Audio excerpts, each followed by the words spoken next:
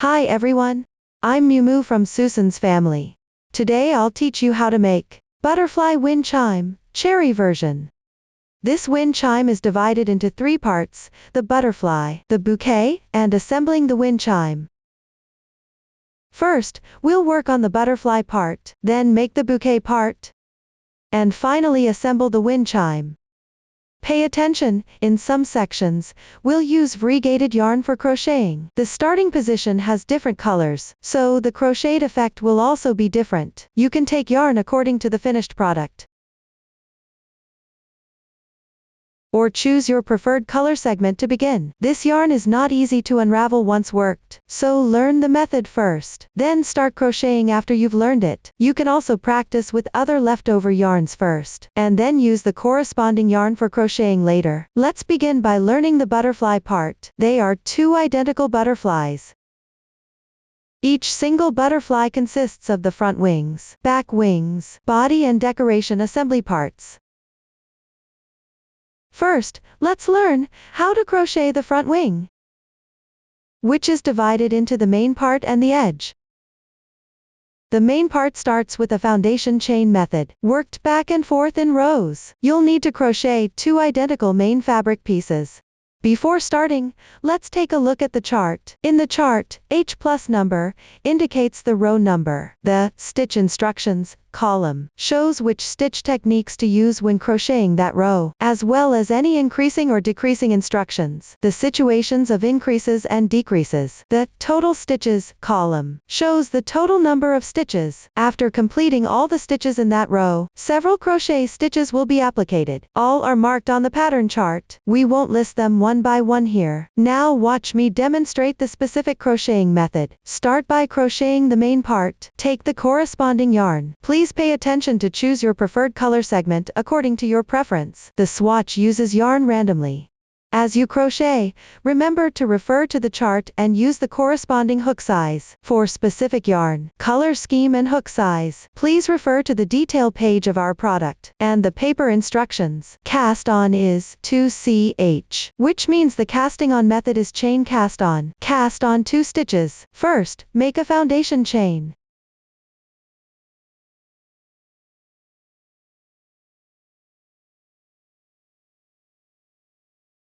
Work 2 chains.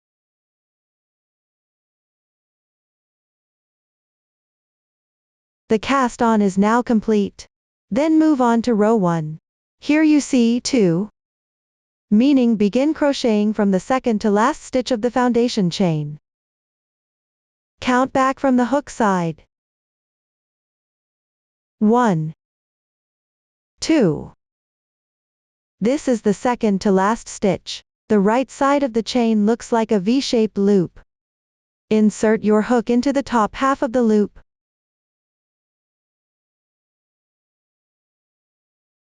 Make a single crochet increase.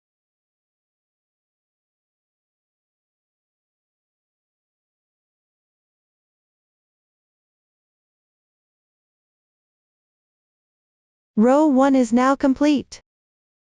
Take the front side of row 1 single crochets as the right side of the whole piece.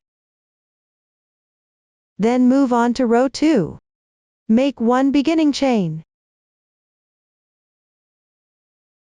Then turn the work and make 1 single crochet. Pay attention to working back and forth. The stitch is located at the top left.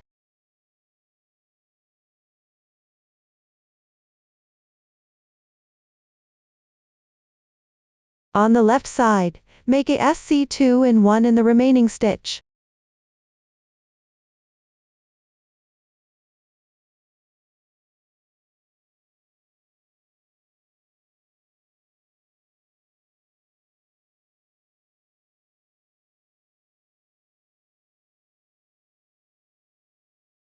Row 2 is now complete. Now crochet row 3. First make 1 beginning chain. At the beginning of each following row, always make 1 beginning chain. Turn the work. Make a single crochet increase.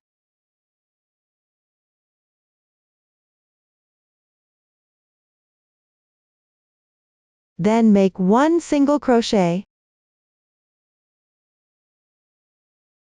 Finally make 1 single crochet increase.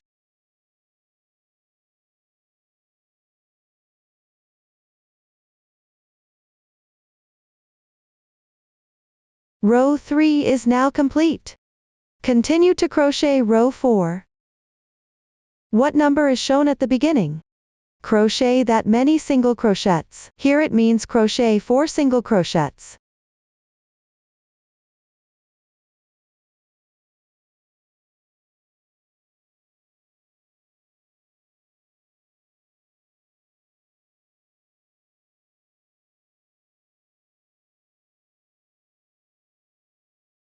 Finally make 1 single crochet increase.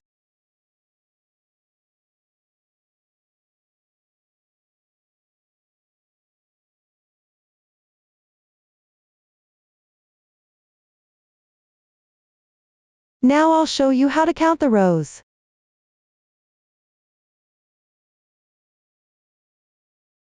Odd-numbered rows show the texture on the right side of the single crochet, which looks like individual V-shapes. Even-numbered rows show the wrong side texture, where a horizontal strand appears on top. Simply alternate between front and back to count the rows. 1, 2, 3, 4. This is the method for counting rows when working back and forth. This way, row 4 is completed. For the 5th round to the 7th row, the crocheting method is similar to previous rows, only the number of stitches differs. Row 8 is worked evenly, meaning 1 single crochet in each stitch. The technique is simple. You can refer to the pattern and finish row 8. Remember to check the number of stitches after completing each row. The sample swatch here has already completed the first 8 rows. Now continue with row 9. Make 1 beginning chain.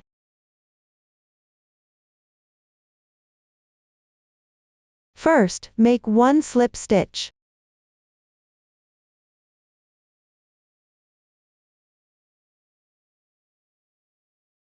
Slip stitches do not need to be pulled tight. Then work 9 single crochets evenly into each stitch.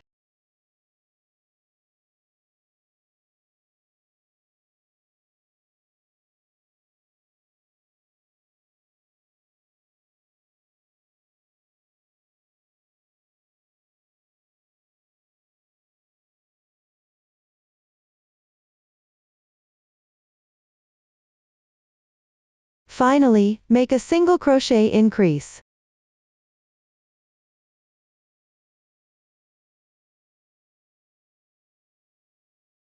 This completes row 9. Continue to crochet row 10. First, work 10 single crochets evenly into each stitch.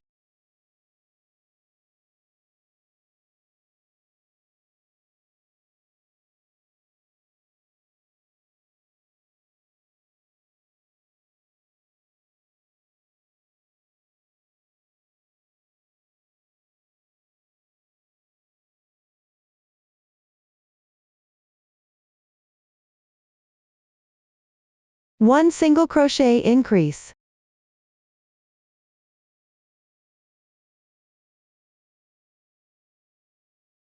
K means skip a stitch, which is to skip 1 stitch and leave it unworked. Row 10 is now complete. Row 11 to row 12. Refer to the chart and crochet accordingly. Keep crocheting until the last slip stitch of row 12.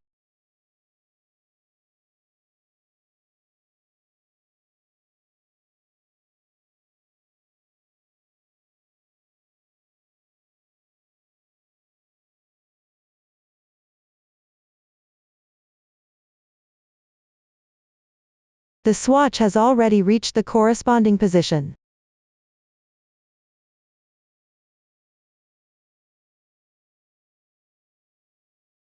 After finishing the slip stitch, make 1 chain to secure. Then pull out the yarn tail. Cut the yarn.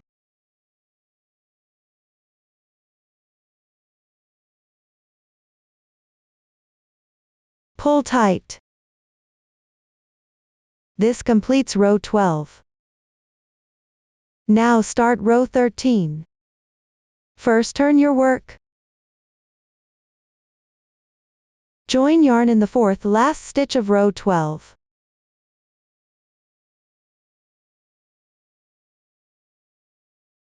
Hold the yarn tail at the back of the fabric.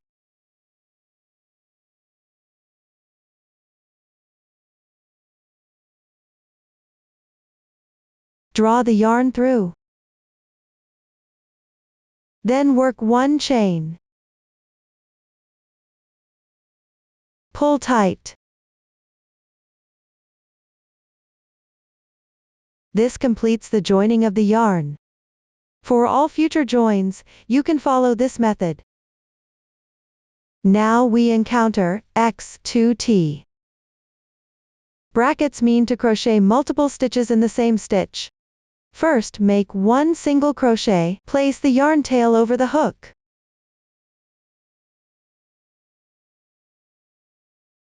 Crochet while weaving it in at the same time. Then work 2 half double crochets in the same stitch.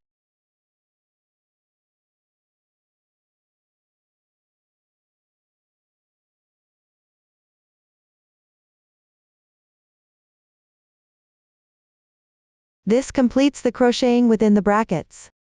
As you can see, this creates a nice curve. Then work 8 single crochets evenly into each stitch.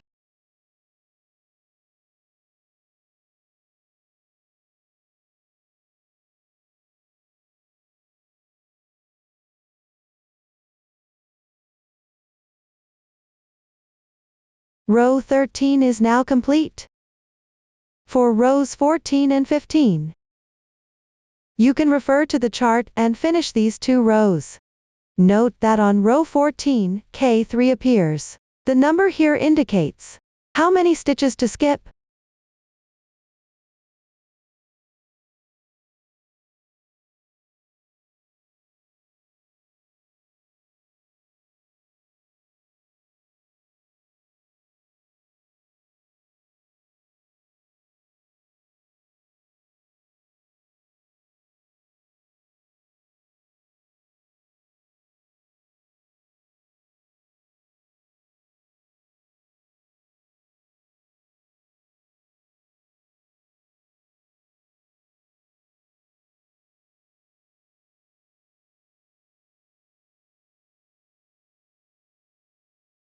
I've already completed row 15.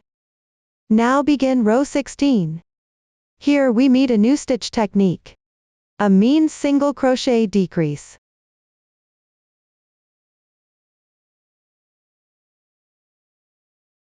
Insert the hook into the left stitch. Yarn over and pull through. This is 1 incomplete single crochet, then insert into the adjacent stitch. Yarn over and pull through. Complete 2 incomplete single crochets. There are now 3 loops on the hook. Pull through all 3 loops at once. Draw the yarn through. Single crochet decrease completed. Then continue crocheting this row following the chart.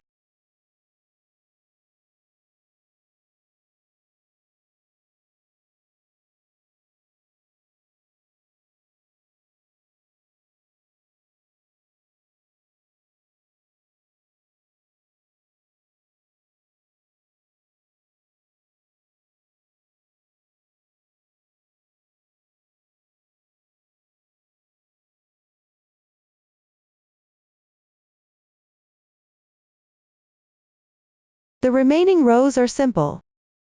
Pay attention to the joining position on row 17 after turning the work. It's on the 3rd to last stitch of row 16. Then begin crocheting. Everyone please continue and complete according to the chart.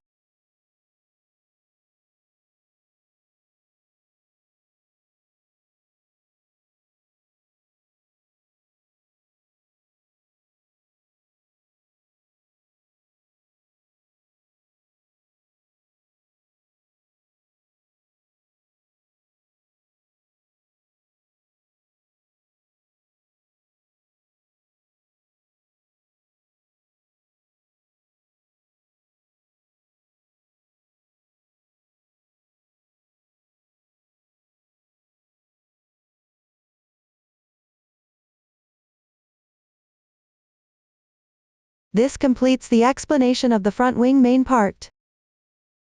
Next, we'll learn how to crochet the left side edge. Here, left and right refer to when the butterfly is laid flat, facing us. First, work back and forth on the main part. Finally, crochet along the edge. The new stitch techniques used are and W3SC in 1.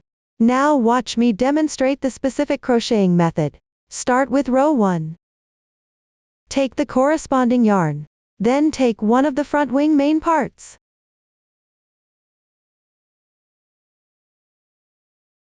Position the main part so that the wrong side of the last row faces you. On the last row of the main part, join the yarn in the first chain from the right. Pick up the back loop only.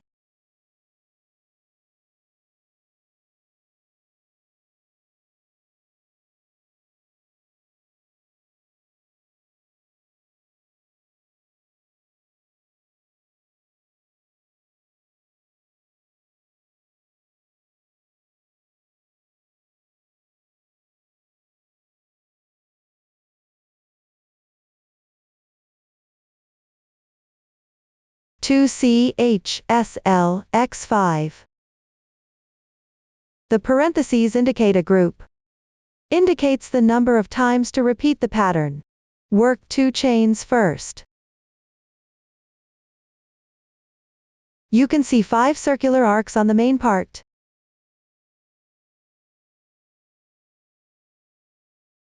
We make 1 slip stitch at the intersection of the first and second arcs from the left. Make 1 slip stitch. Pick up the back loop only.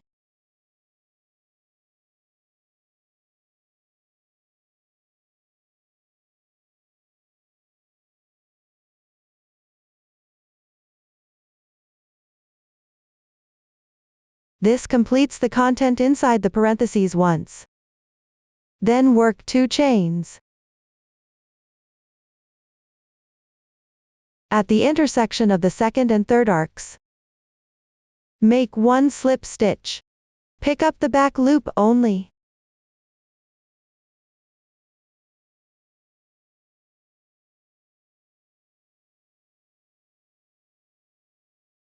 This completes the second repetition of the content inside the parentheses. Next, work 2 chains. Make 1 slip stitch at the junction of the next arc. Pay attention, the slip stitch in the last group should be made into the chain of row 9.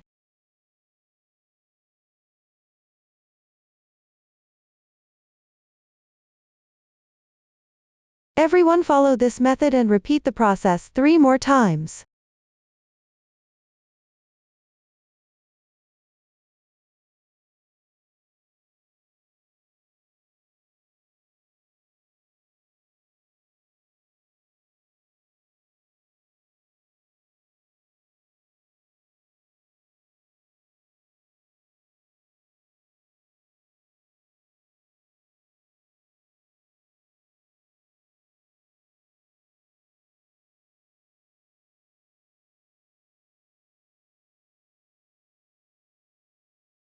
This completes the explanation for row 1.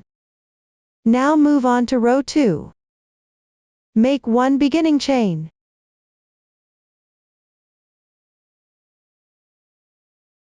Then crochet 3 single crochets into the left chain space.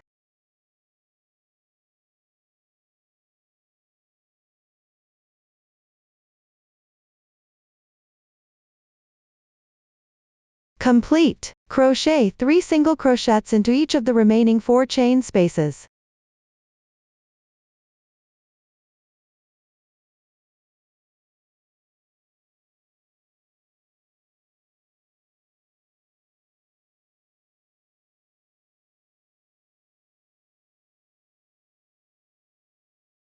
You can hide the yarn tail as you crochet along.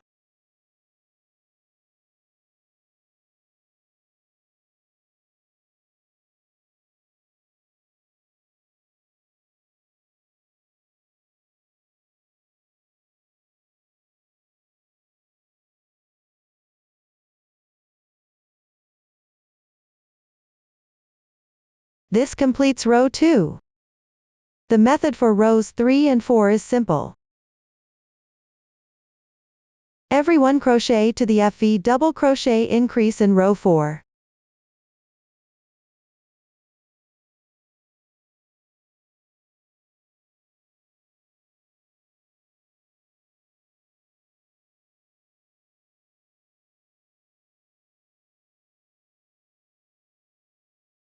The swatch has already reached the double crochet increase point.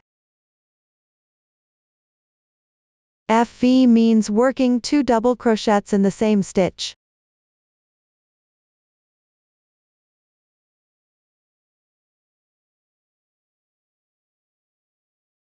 Finally complete all the instructions inside the brackets.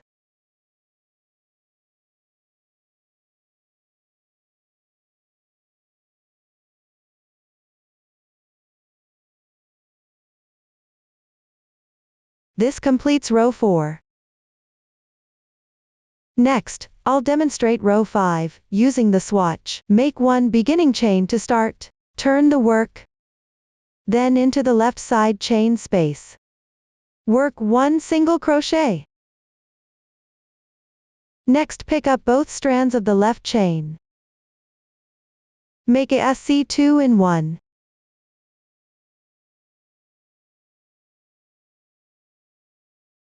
Pay attention not to crochet into the stitch on the left.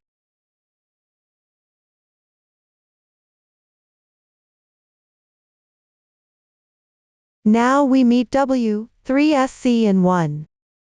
Work 3 single crochets into the stitch on the left.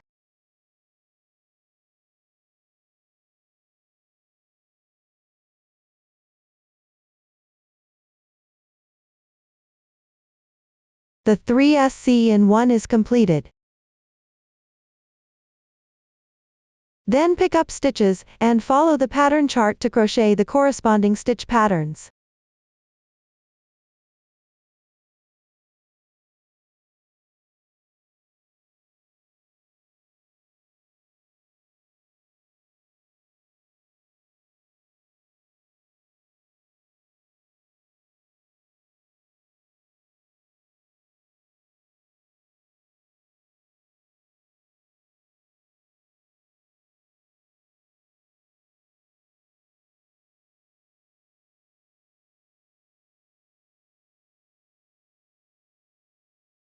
On the slip stitch, pick up 2 strands of the braid and crochet.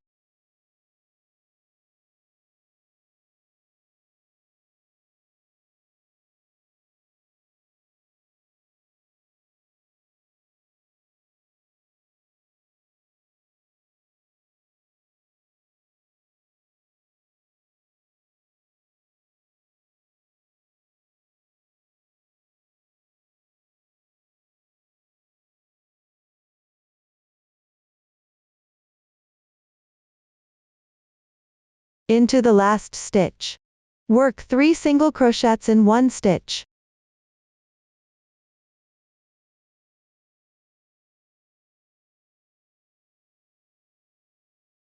Then along the left edge. Pick a suitable position. Work 4 single crochets.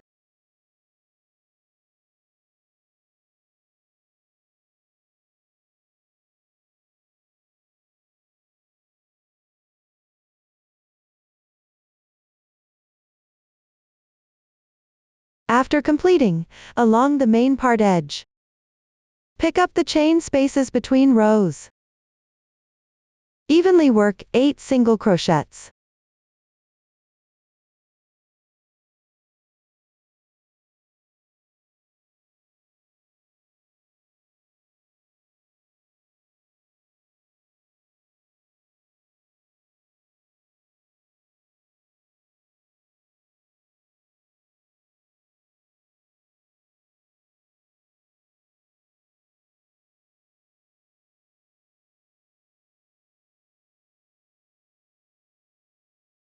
Once completed, return to the starting point of the main part.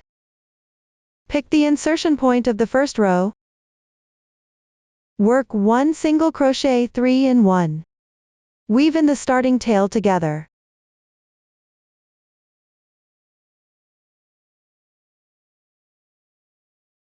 After completing, work single crochets evenly into each stitch along the edge of the main part.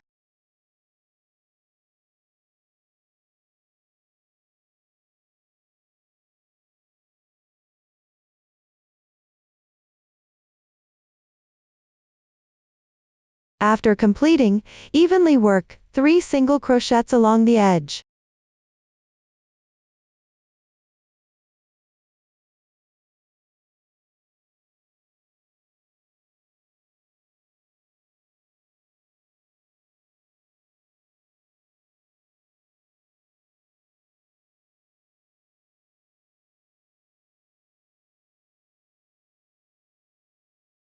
After completing, stretch the loop. Leave a 5 cm yarn tail, and cut the yarn.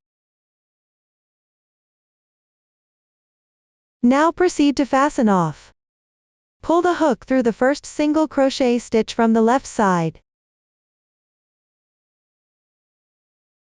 Tuck the yarn to the wrong side.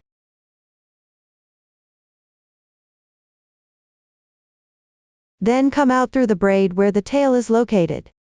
Continue tucking to the wrong side. Adjust it slightly.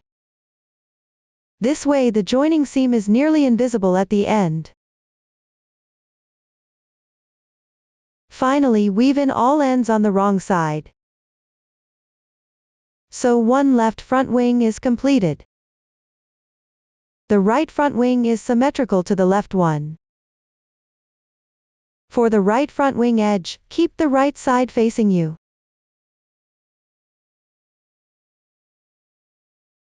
Join the yarn at the back loop of the chain stitch in row 9 of the main part. Work the slip stitch of row 1 at the junctions of the 5 arcs on the main part.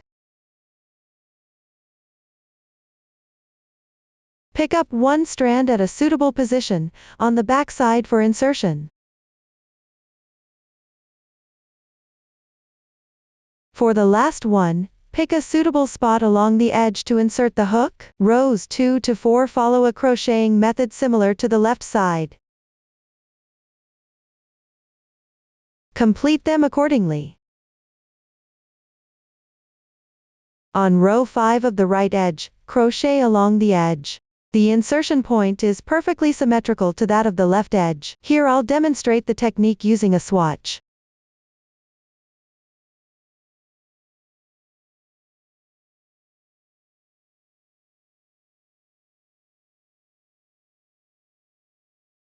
Starting at the double crochet stitch of row 4, work 3 SC in 1 into the same stitch. Then on the chain stitch along the side, pick up 2 strands and work a single crochet increase. Work 1 single crochet into the chain space.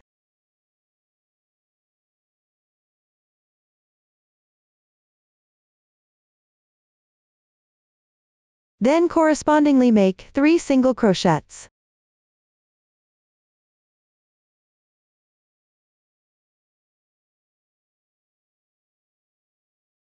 Starting from the last row on the main part side.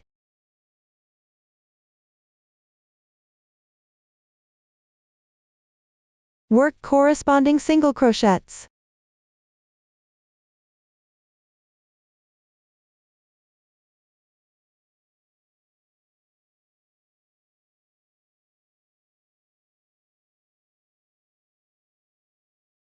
At the beginning chain, work 3 SC in 1.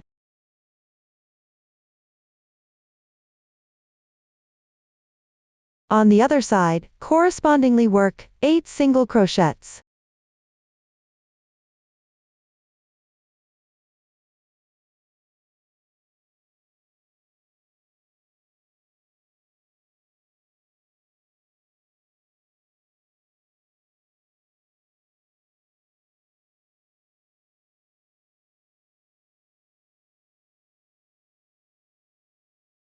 Along the edge side, correspondingly work 4 single crochets.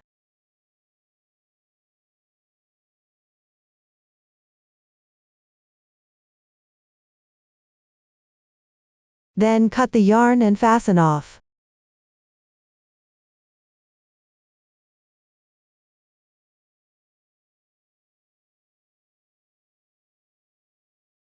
Weave in the yarn tails. This completes the right edge. The front wing is now finished. Next, let's learn the back wing. The back wing also consists of the main part and left, right side edges. The main part starts with a foundation chain. Work back and forth in rows. The crocheting method is similar to that of the front wing's main part, only the stitch count and row count are different. Do not break the yarn while crocheting the main part of the back wing. Crochet a total of 2 main parts. You can refer to the pattern to complete it. This is what the back wing main part looks like when completed. The main part of the back wing is now finished. Left side edge of the back wing. First work back and forth on the main part. Then crochet along the edge. The new stitch technique used is TV, half double crochet increase. Now, let's show. Take the corresponding yarn. With the right side of the back wing main part facing you. On the 8th row of the right side of the back wing main part. Pick up the edge.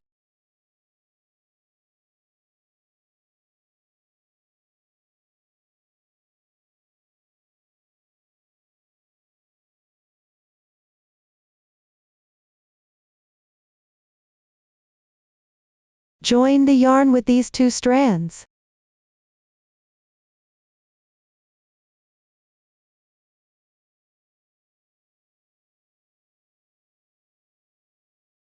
Then work 2 chains.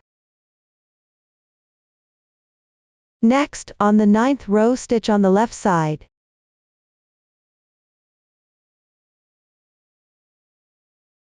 Pick up 1 strand and make 1 slip stitch.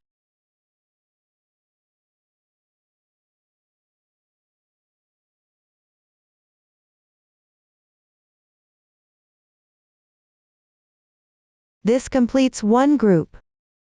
A total of 4 groups to crochet. These 4 slip stitches need to be evenly spaced. Pick 1 strand from the stitch on the 9th row and work into it.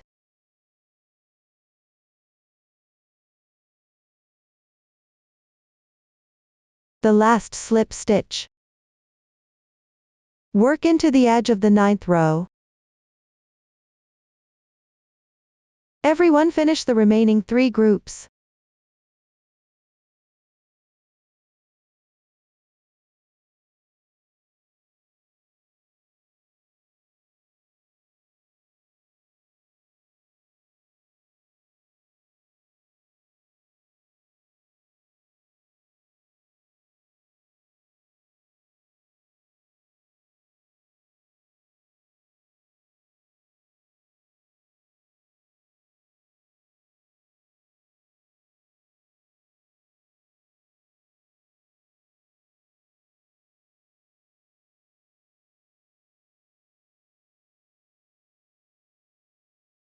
For rows 2 to 6 that follow.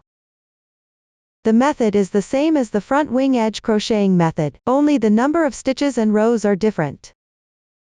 Row 6 includes TV, half double crochet increase, which means working 2 half double crochets in the same stitch.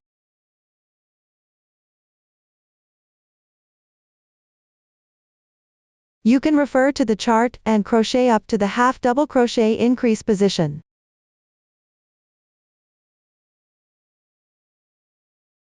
The swatch has already reached the corresponding position on row 6. First work 1 half double crochet.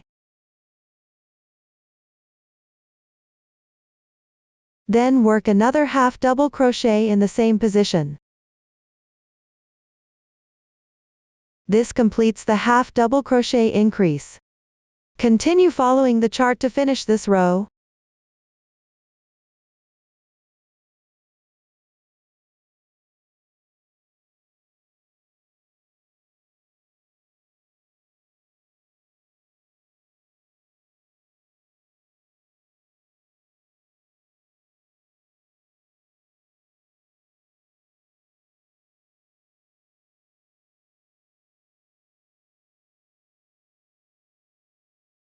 So row 6 is now complete. Next I'll demonstrate row 7, using the swatch. Make one beginning chain to start, turn the work. Follow the pattern chart and crochet the corresponding stitch techniques.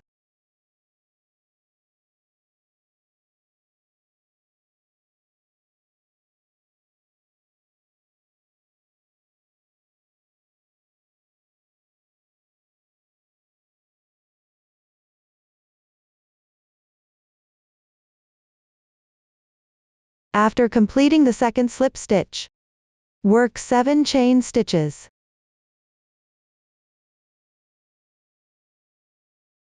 Indicating to begin crocheting from the third to last stitch. Starting from the third to last stitch, pick up the front loop and work 2 half double crochets correspondingly.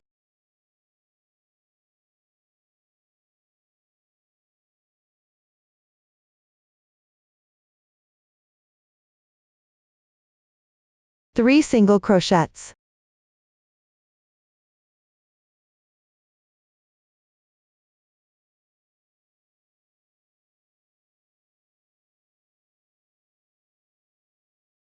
Continue picking up stitches and crocheting the corresponding stitch patterns.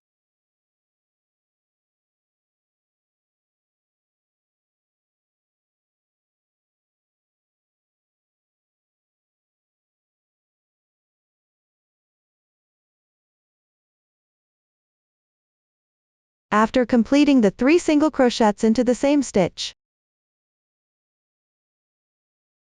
at the side edge, pick up this edge and work 1 single crochet increase.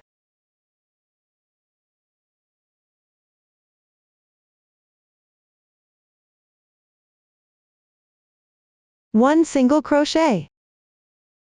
1 single crochet increase. 2 single crochets.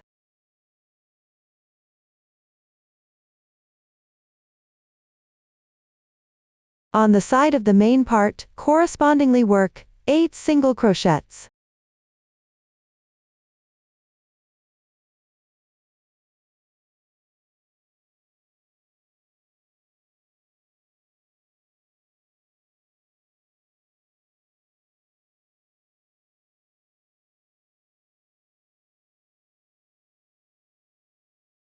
At the starting stitch, work 3 single crochets into the same stitch.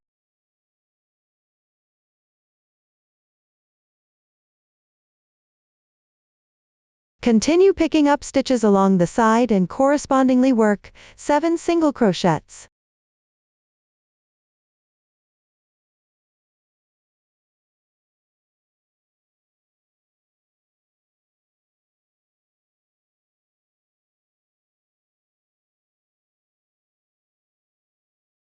Along the edge side, correspondingly work 4 single crochets.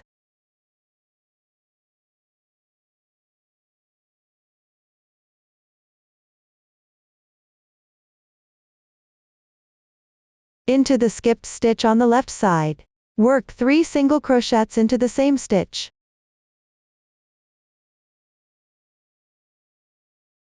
Into the next stitch, work 1 half double crochet. And 1 single crochet. Pull up a large loop, cut the yarn and fasten off.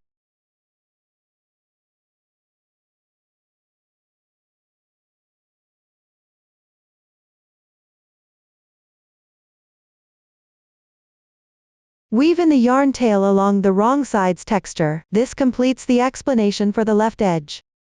Finally, let's learn the right edge. On the back wing main part, work back and forth first. Then crochet along the edge. Watch me demonstrate the specific crocheting method. Take the corresponding yarn. Then take the other back wing main part. Position the wrong side of row 12 facing you. Join yarn at the right side of row 9.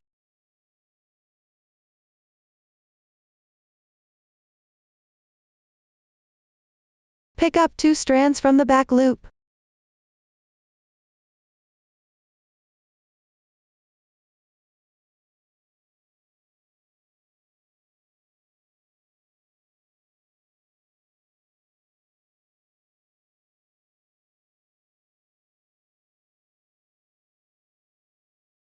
Then work 2 chains.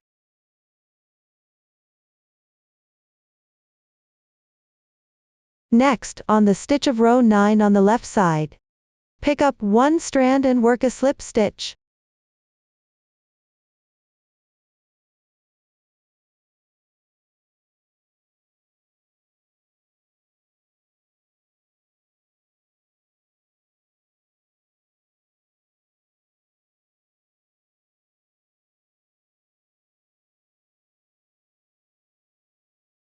This completes 1 group. A total of 4 groups are needed. They should be worked evenly across the single strand on the wrong side of row 9 of the main part. Complete the remaining 3 groups.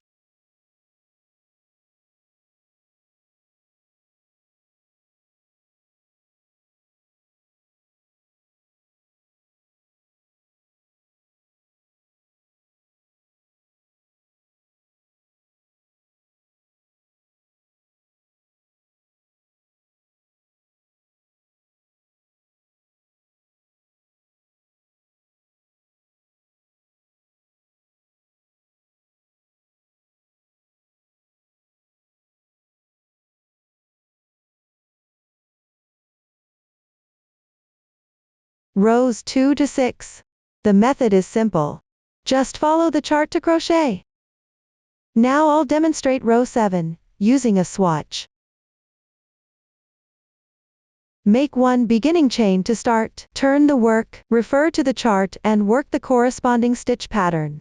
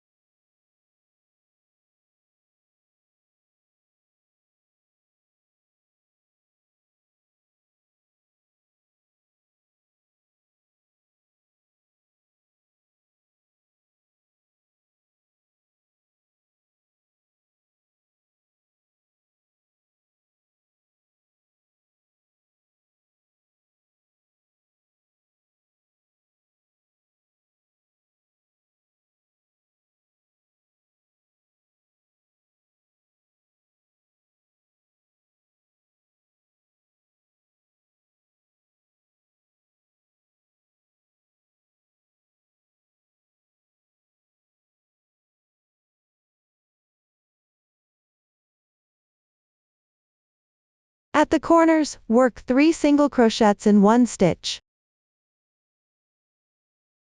On the side positions, work the corresponding stitches.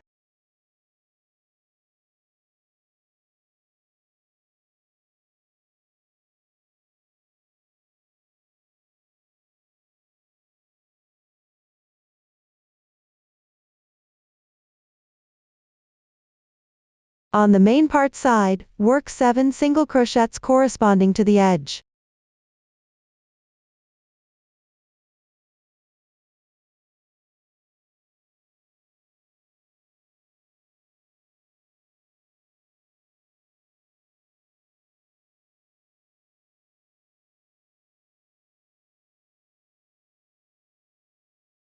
Continue to follow the pattern and crochet the corresponding stitches.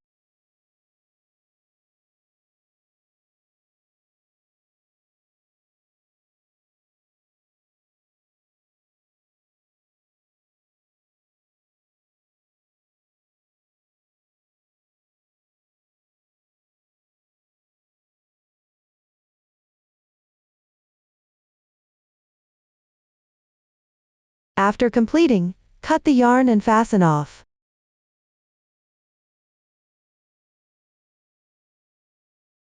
Thread it through from underneath the slip stitch starting braid.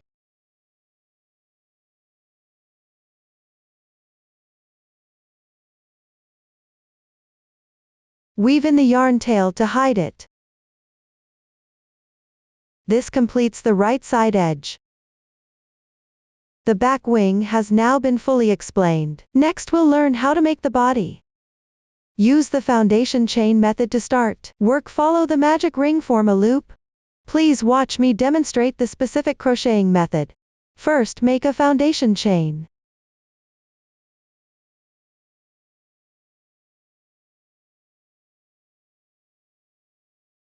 After completing, begin from the second stitch from your hook. Pick up the top loop of the chain and work corresponding single crochets.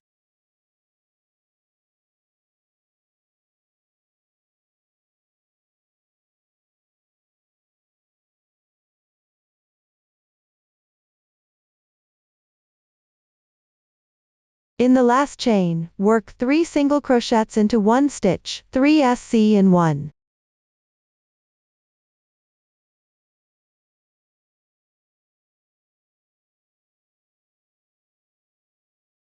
After completing, you've reached the other side of the starting chain. Insert your hook into the corresponding stitch's insertion point from before. Work corresponding single crochets. Pay attention, do not work the first stitch into the rightmost insertion point.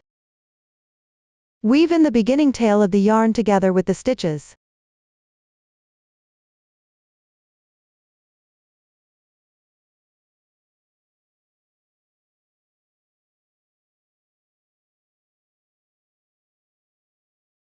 In the last insertion point, work 1 single crochet increase, SC2 in 1. Then into the first stitch. Work 1 slip stitch. The slip stitch is not indicated in the form. When crocheting in rounds, you always end with a slip stitch. Doesn't count as 1 stitch? Pull tight. This completes the first round. We'll take the clearer texture side as the right side. Cut off the yarn tails that haven't been secured.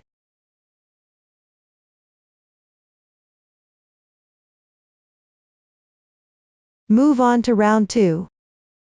Make 1 chain as your beginning chain. This beginning chain is not indicated in the table.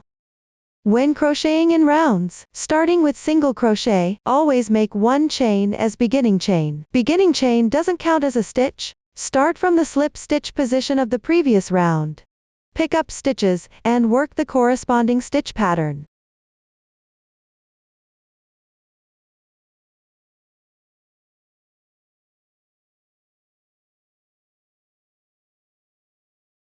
Join with a slip stitch to the first stitch, where you started.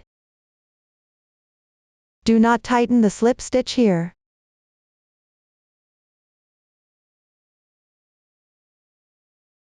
Leave a 10 cm tail and fasten off. You can pull the thread through the stitch to the left of the slip stitch insertion point.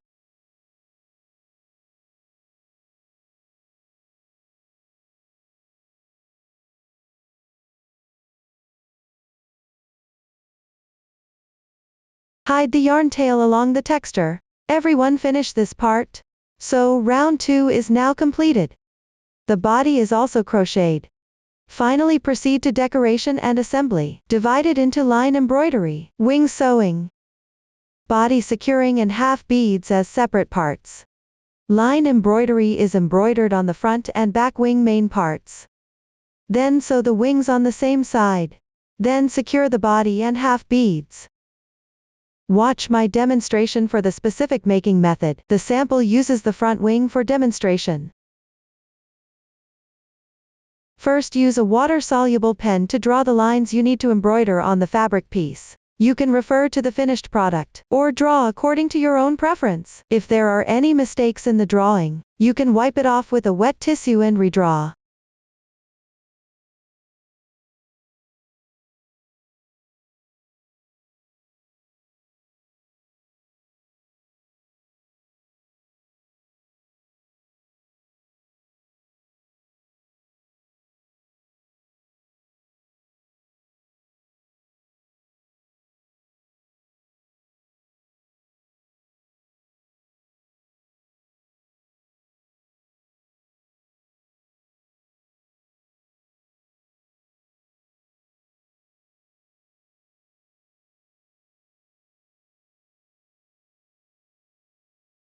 After finishing the drawing, cut a piece of thread about 50 cm long.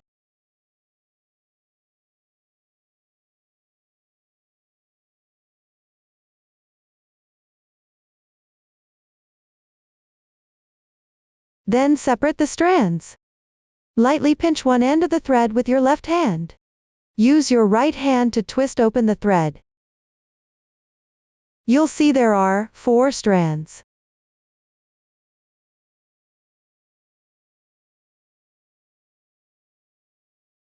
Then remove 2 strands. Pull out 1 strand at a time.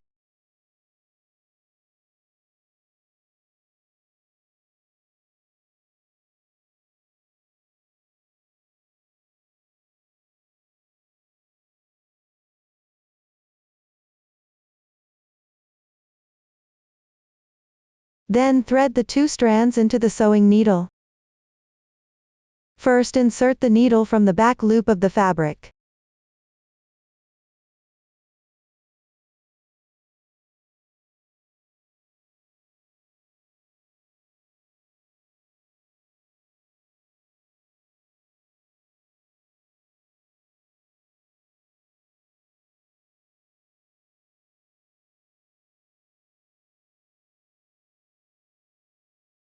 After tying a knot,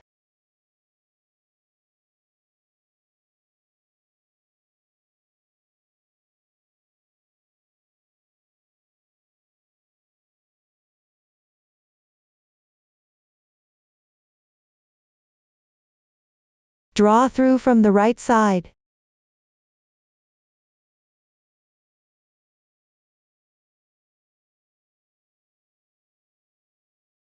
Then follow the drawn lines to embroider.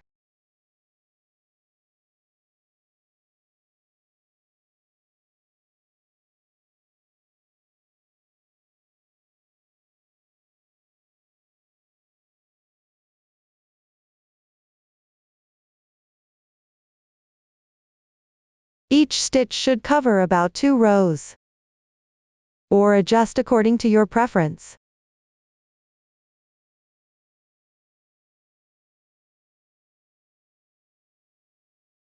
Then exit from the back.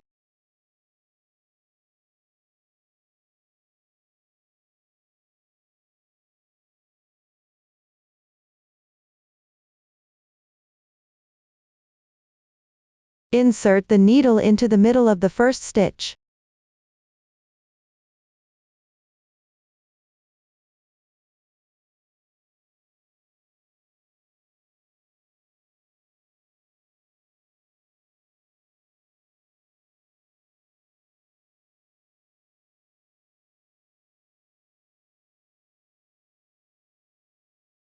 Then pass through the center of the piece.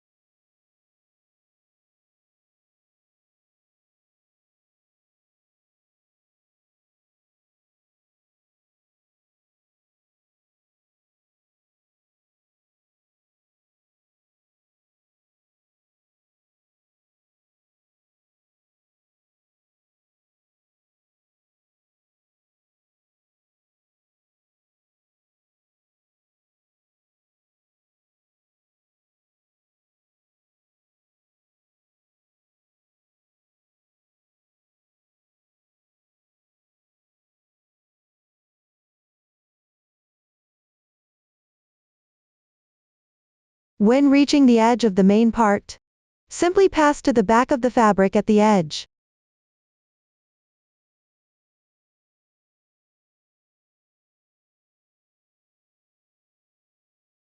Insert the yarn into the stitch from the back loop.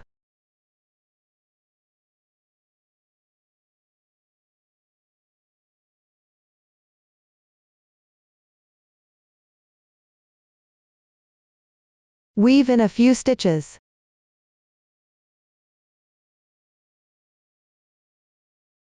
Then draw through at one end of the next line.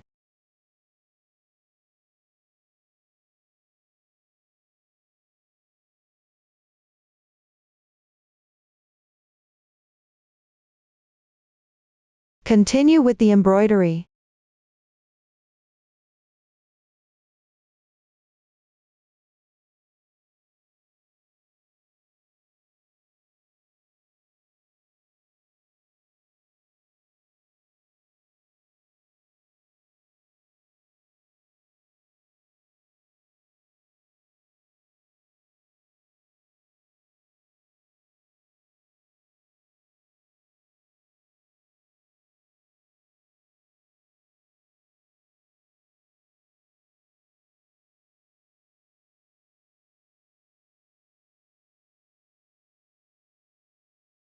When encountering curved areas, just insert directly.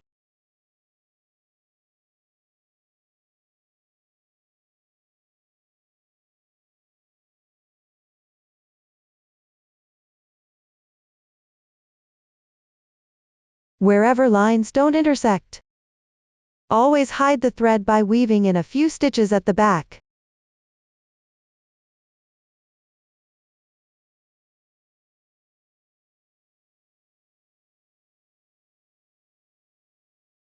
Then draw through at the end point of the next line.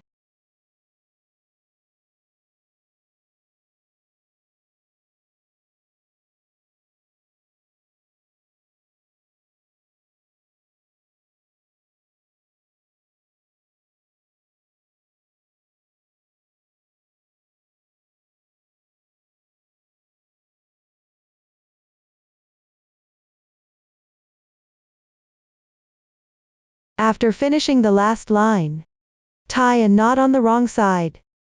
Then hide the yarn tail. Everyone follow this method to embroider all the pieces.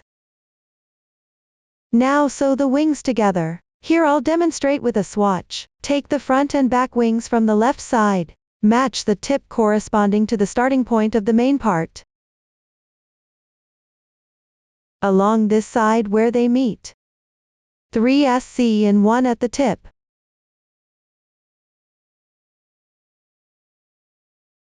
Start sewing from the first stitch on the left side.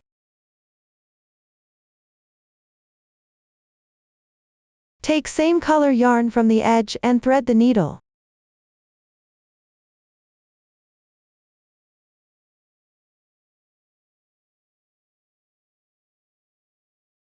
Secure the yarn on the wrong side.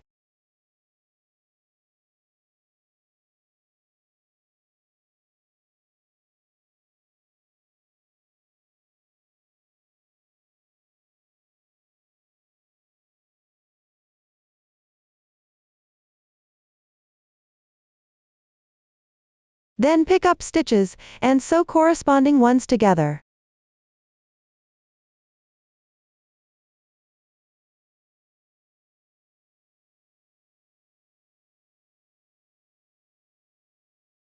For the front wing, make sure to find the 3 SC in 1, the stitch on the right side.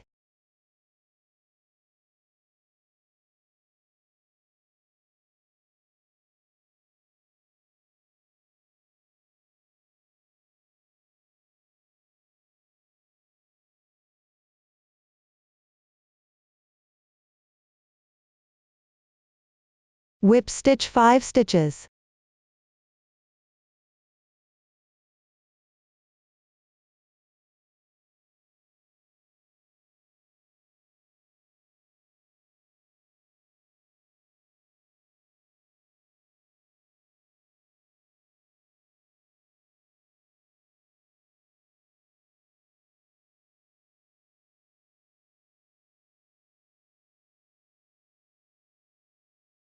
You can return, and sew again to secure it firmly. After completing, tie off and weave in the ends neatly.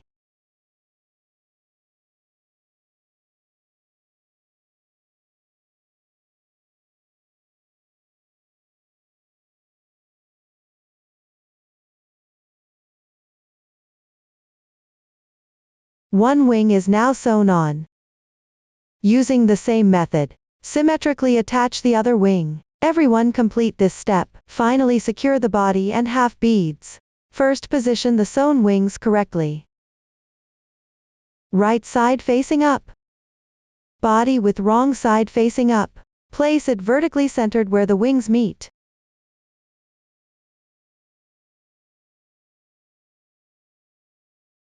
Make sure the position is correct. Use a glue stick to attach. If you have a hot glue gun, insert the glue stick. Connect to power. Turn on the switch to preheat. If you don't have a glue gun, you can use a lighter to melt the glue stick for attachment. When gluing, be quick and precise. Don't burn your hands.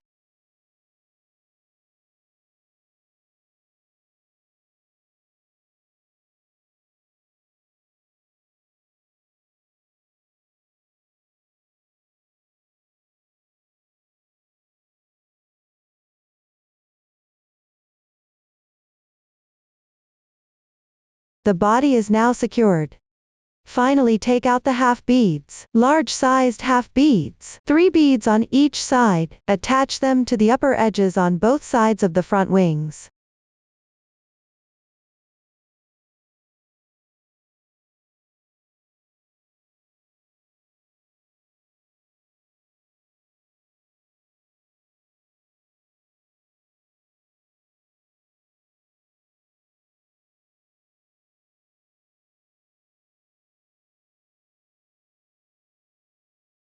You can adjust the position as needed.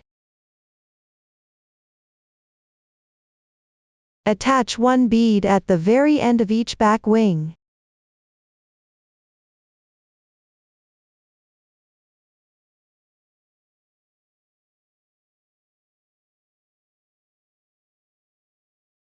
Glue the small half beads along the lower edge of the back wings.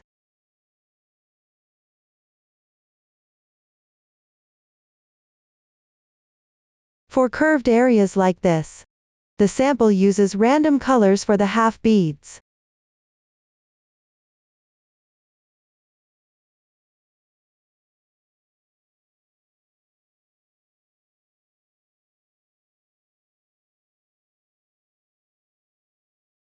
Just attach symmetrically on the other side. Everyone complete this step. That concludes the decoration and assembly instructions. One butterfly is explained.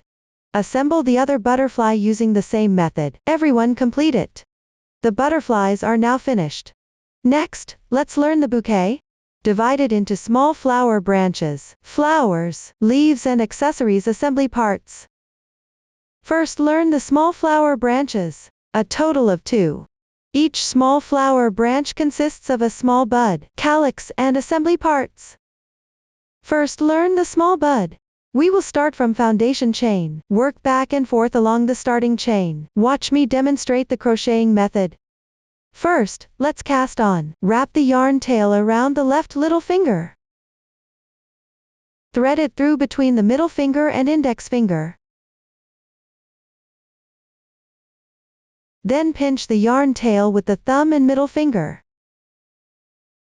Pick up the crochet hook with your right hand. Position it underneath the yarn. Wrap the yarn counterclockwise. Use your left thumb and middle finger to pinch the crossing point of the loop. Put the hook on the left side of your yarn. Yarn over. Draw the yarn through. This slip knot does not count as a stitch. Gently tighten. Now start crocheting chain stitches. Yarn over and draw through. 1 chain stitch is completed. Each braid like this represents 1 stitch. Continue crocheting chain stitches. Yarn over and draw through. This is the second stitch.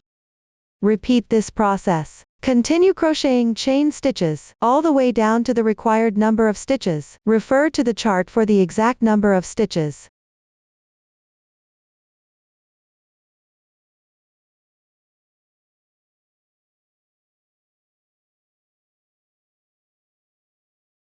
This completes the starting chain.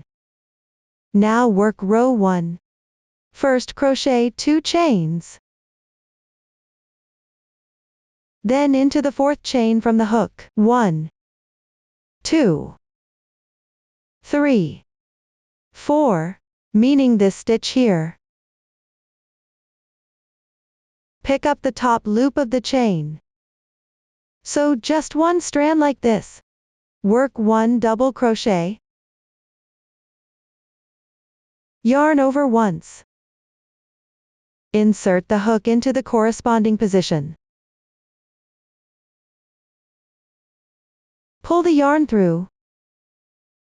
3 loops on the hook. Yarn over and draw through the first 2 loops. 2 loops remain. Yarn over and draw through all loops in once. 1 double crochet is now complete. The braid on the upper right is its stitch. Continue on the left side chain.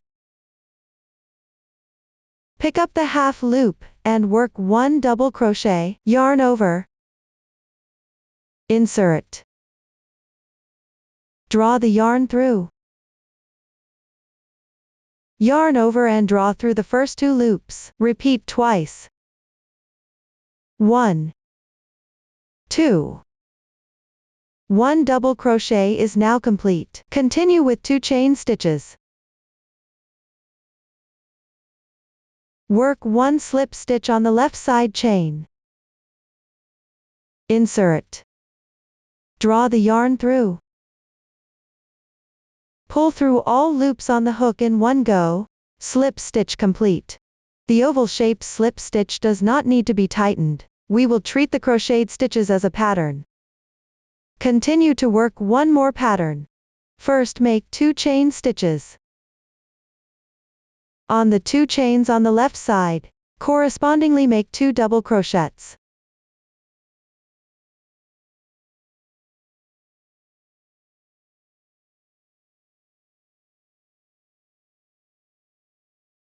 Two chain stitches. Work 1 slip stitch in the next chain. Insert. Pull the yarn through. Pull through all loops on the hook in once. Slip stitch completed. The second pattern is also completed. Continue to work 2 more patterns following this method.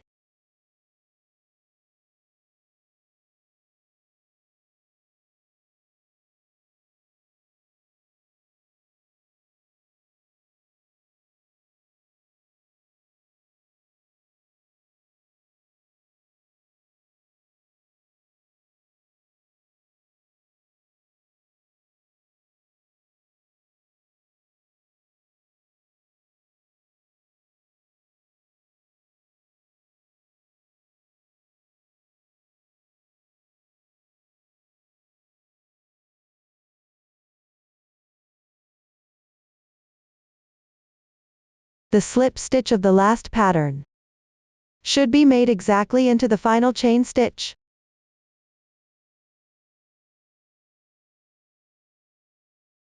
After completing, cut the yarn, make 1 chain stitch to secure, pull up a large loop, leave a 20 cm yarn tail and cut off.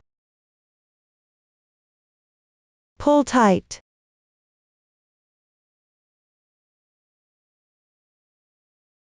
We will use the clearer texture side as the right side of the piece. If you can't tell, mark it with a stitch marker.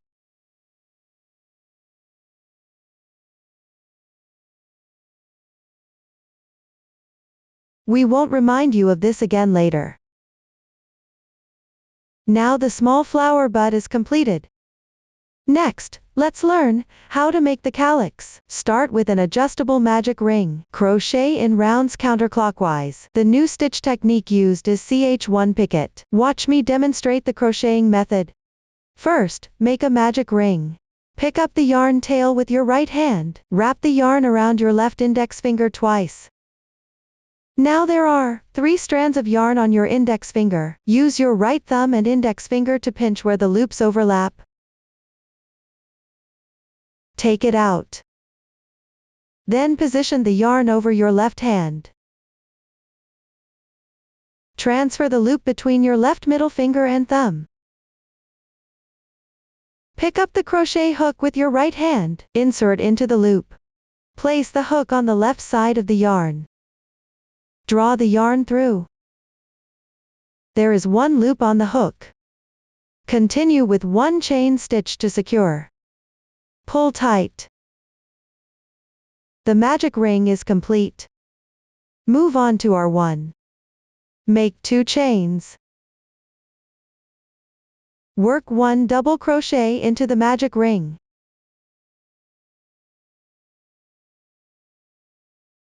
ch1 picket. Make 1 chain. Then insert into the front loop of the double crochet below. That is, the strand of the stitch closest to you. And the lower one here. Work 1 slip stitch. Gently tighten. The CH1 picket is completed. Continue with 2 chains. Work 1 slip stitch into the ring. Do not tighten. We'll treat the crocheted stitches as a group. Continue to make 1 more group, 2 chains. 1 double crochet. 1 picket stitch. First work 1 chain stitch. Then insert your hook into the front loop of the previous double crochet stitch. And the lower strand here. Work 1 slip stitch. Gently tighten. Picket complete. Work 2 more chain stitches. 1 slip stitch. Second group completed. Continue to make another group.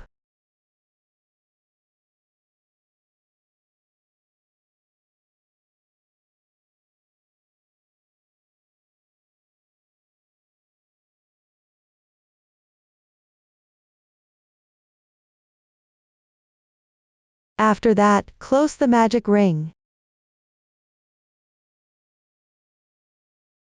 First, gently pull the starting tail of the yarn. 1 loop is moving.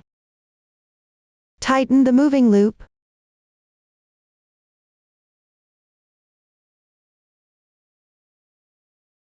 Only 1 loop remains. Simply pull tight the yarn tail. Don't pull too tight here. The loop is now closed.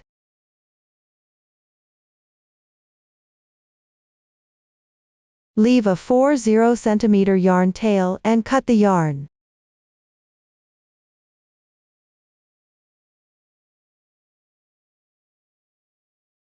We'll continue with the side with clearer texture as the right side.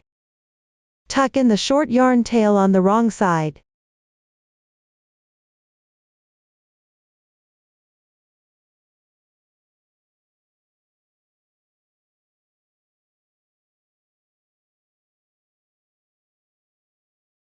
You can weave in a few more stitches if needed. Trim off excess tail.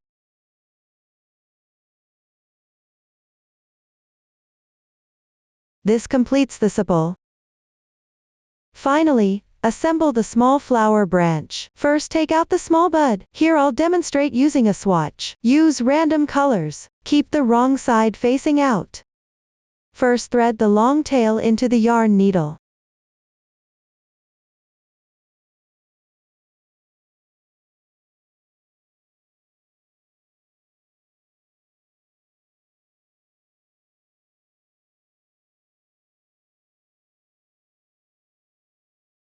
Start rolling from the beginning chain.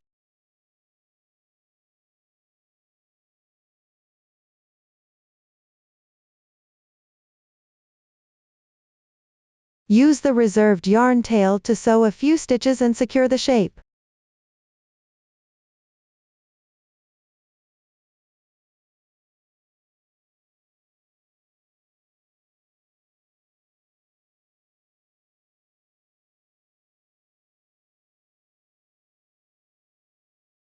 After completing, tie a knot and hide the end.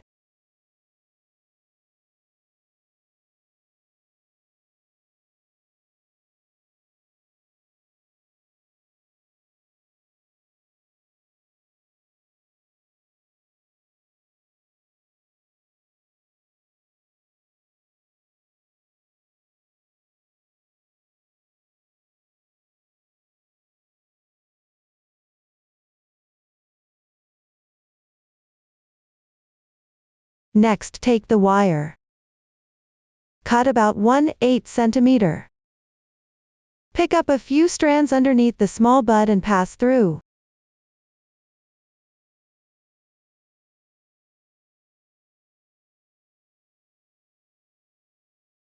If it's hard to thread here, use a sewing needle for assistance.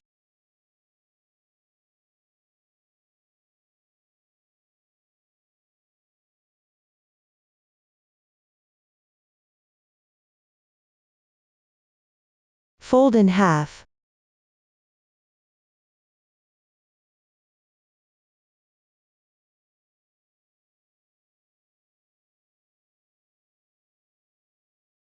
Tighten.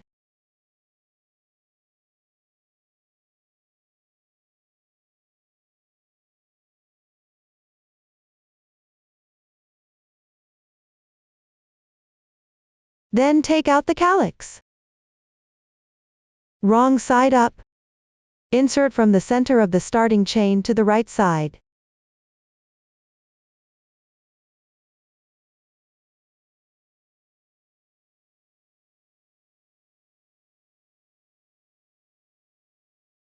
If it's difficult to pass through here, you can use the hook to widen the spot. Thread the reserved yarn tail of the calyx into the needle.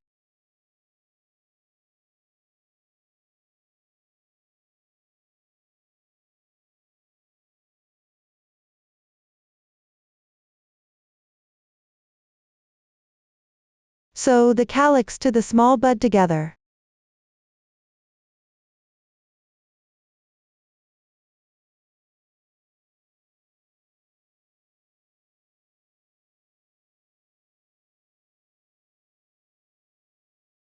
Try not to leave obvious sewing marks.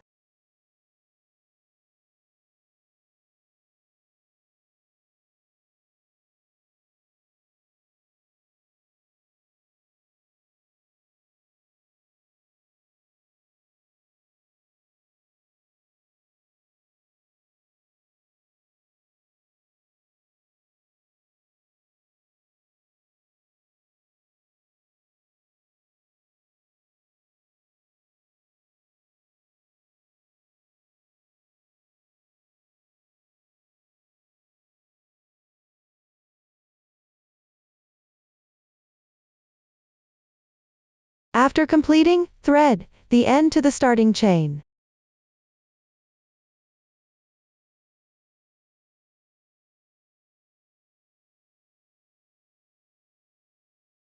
Wrap the yarn around the wire. You can apply a little glue to secure it.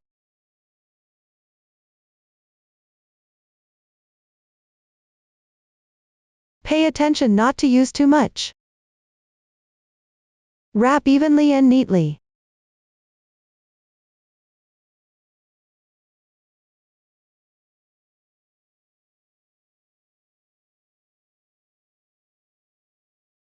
Trim off the excess after finishing.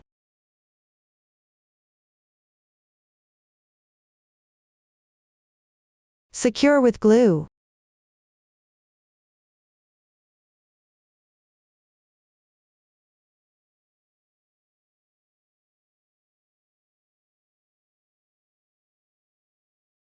One small flower branch is now assembled. Make the other small flower branch using the same method. Next, learn how to make the flowers, a total of 8 flowers. All are started with a magic ring.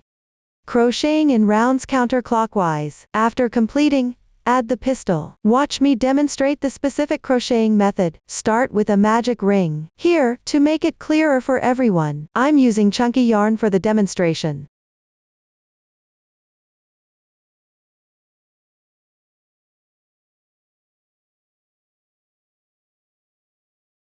Work the first round after completing. First, chain 4.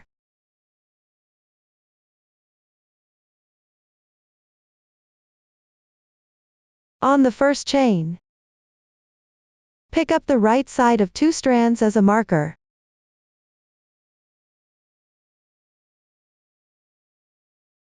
Then from the second to last stitch, correspondingly make 3 slip stitches. Do not pull tight.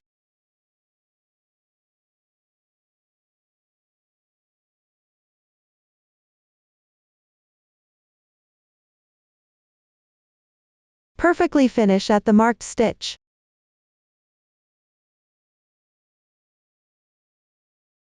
Then work 1 slip stitch into the ring. We will treat the crocheted part as a group. Continue to crochet another group. First, chain 4.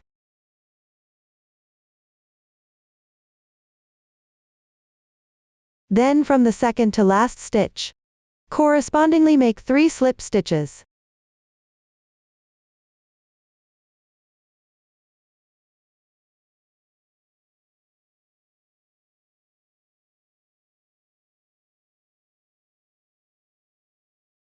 Then work 1 slip stitch into the ring. The second group is completed. Continue to crochet 3 more groups.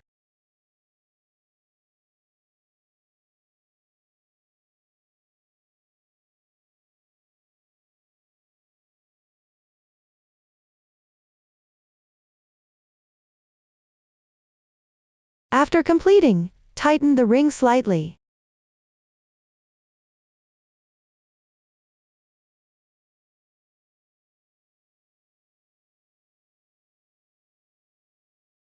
Mindful not to pull too tight. The first round is done. Crochet round 2.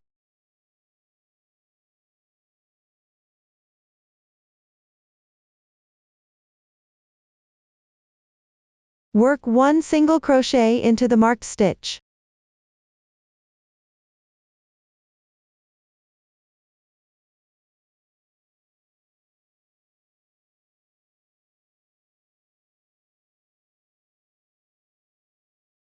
This is the same place where you made the slip stitch. Insert the hook. Pull the yarn through, yarn over and draw through all loops in once. Single crochet completed. Into the next chain stitch. Insert the hook into the slip stitch spot. Work a half double crochet. Yarn over. Insert the hook. Pull the yarn through. Yarn over and draw through all loops in once. Half double crochet completed. Into the next chain stitch. Continue inserting into this position. Make 1 double crochet.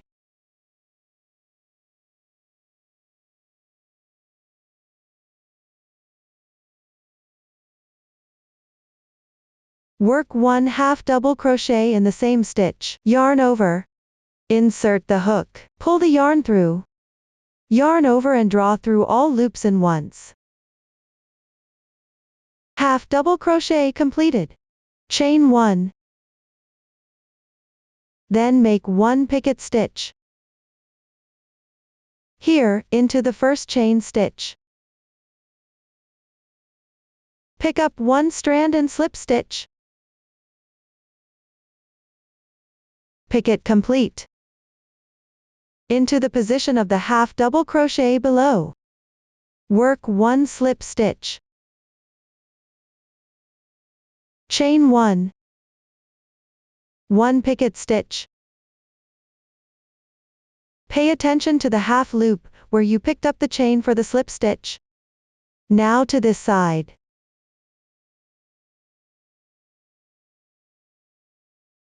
First into the first position. That is, the same stitch as the slip stitch. Work 1 half double crochet. And 1 double crochet.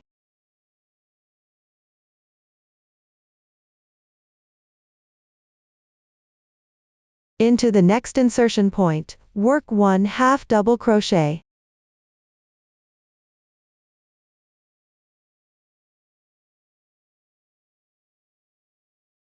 Correspondingly make 1 single crochet.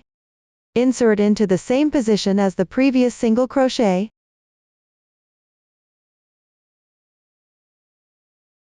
After completing, weave into the center of the starting chain. Work 1 slip stitch. If the loop is pulled too tight here, you can widen it slightly with the crochet hook.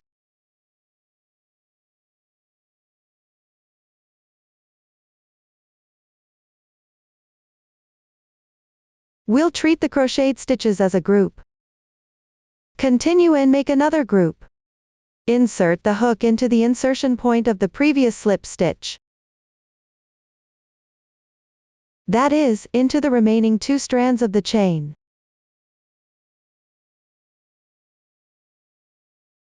Correspondingly make 1 single crochet.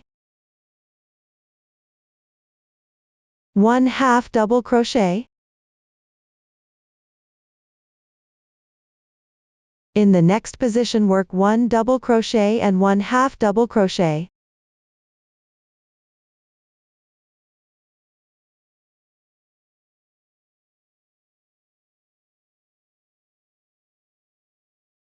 1 chain, 1 picket stitch.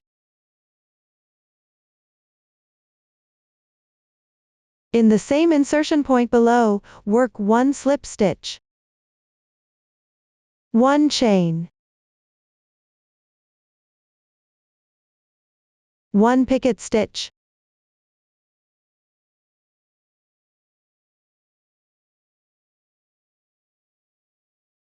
Stitches symmetrical to the right side. Pay attention to insert the hook into the corresponding insertion point.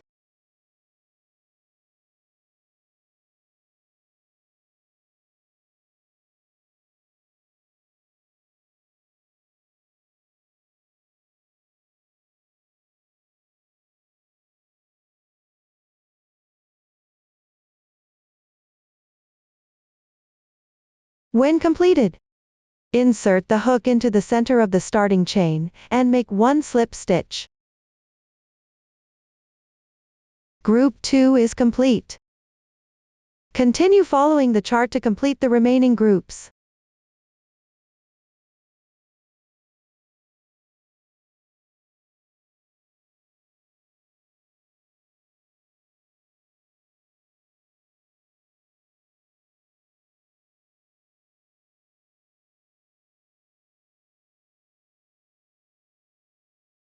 After completing the last group, stretch the loop, leave a 30 cm yarn tail and cut the yarn.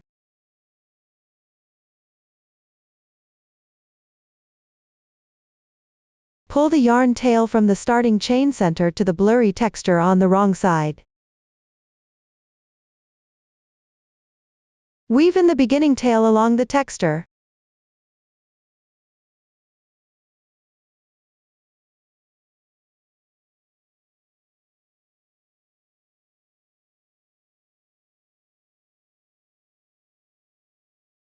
One flower piece is now completed. Now make the pistil. Here I'll demonstrate using a swatch. Next, separate 2 strands from the reserved yarn tail.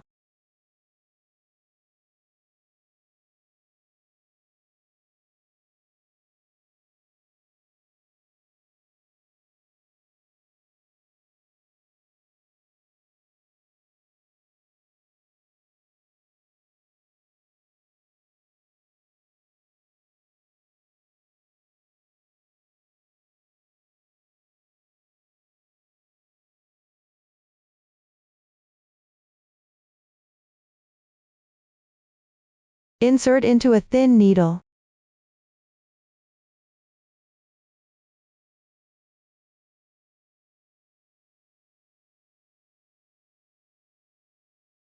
Draw through the center of the fabric piece.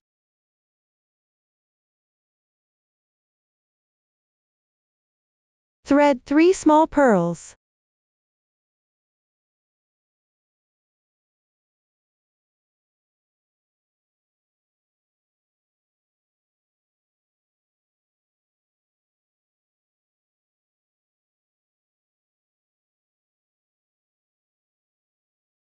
Go to the wrong side.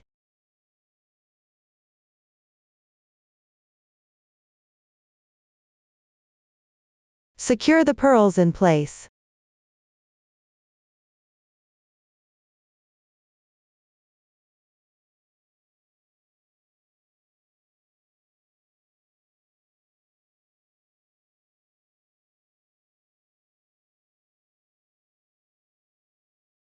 The pistil is now complete.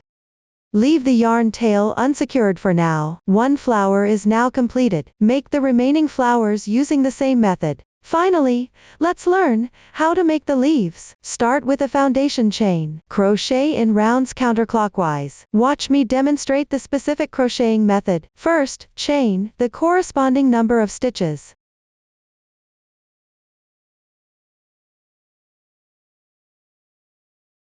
After completing that, work round 1. Make 1 chain as the turning chain for the single crochet into the second to last chain.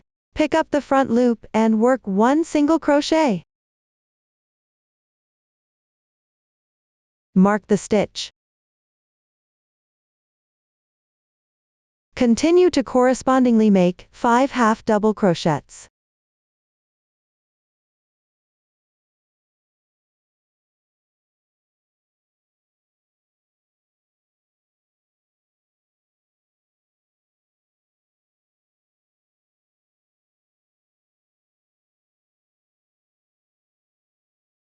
Two single crochets.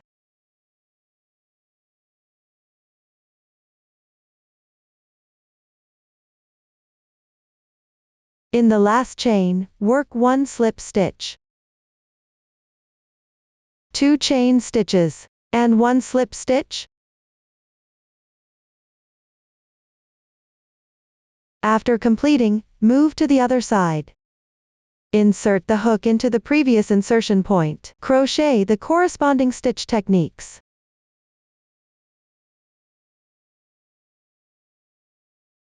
Gather and secure all yarn tails together.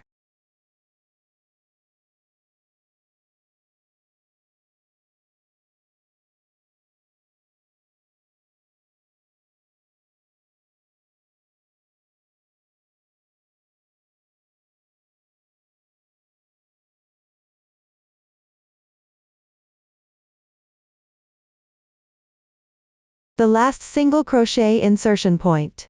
Work 1 single crochet. Then join with a slip stitch at the marker position. Leave a 30 cm yarn tail and cut the yarn.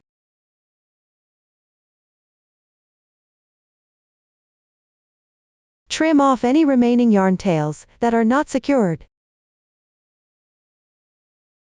We use the side with clearer texture as the right side. 1 leaf is now completed.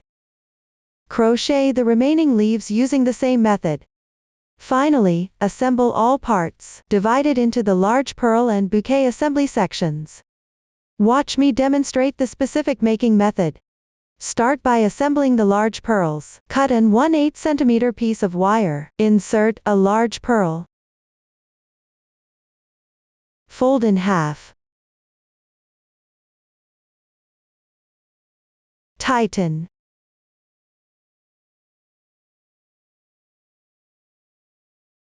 One large purl is now completed. Assemble the remaining large purls using the same method. Next, assemble all completed parts together. First take the flowers. Thread 1 yarn tail into a sewing needle. Place the 2 flowers with the right side facing up. Position them adjacent with petals staggered, creating a clustered effect. Sew them together. Start by moving the yarn to the tip of the petal.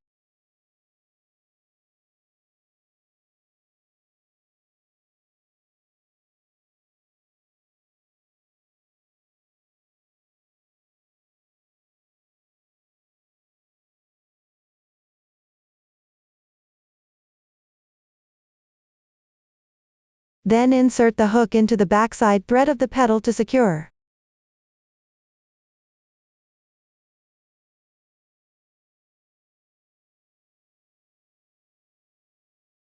You can also use glue to attach them.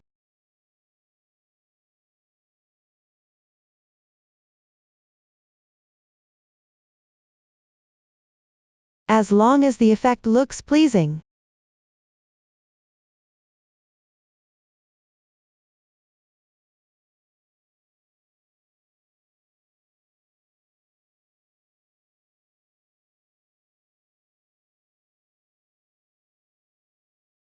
After completing, tie a knot on the wrong side and weave in the ends. Next, attach 2 more flowers below the right side flower. Sew them together, forming this overall shape. You can adjust the overlapping and clustering effect according to your preference.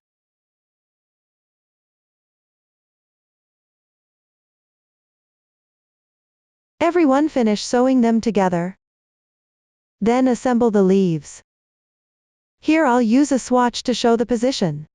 All leaves with the right side facing up, tips pointing outward. Sew the leaves below the flowers. Refer to the finished product for the exact placement, or arrange them according to your preference. In the final product, 2 leaves are placed on the left side of the top flower, 2 on the right side of the right flower,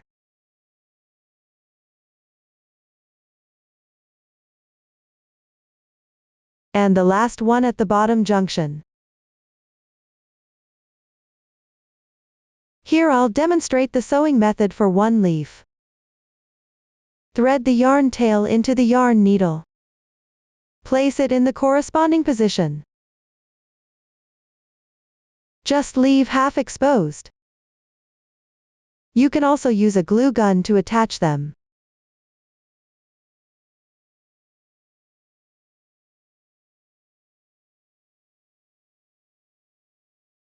When sewing, make sure to pick up the backside yarn. Avoid visible marks on the front side.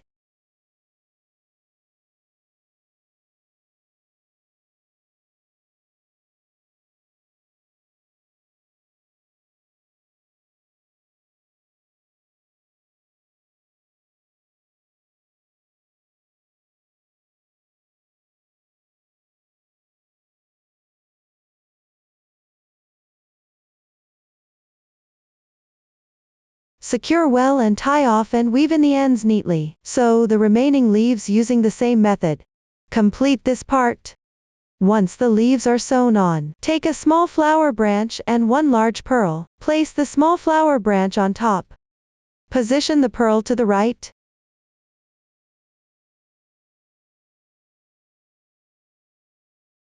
Around the middle position. Use the yarn from crocheting the leaves to wrap once.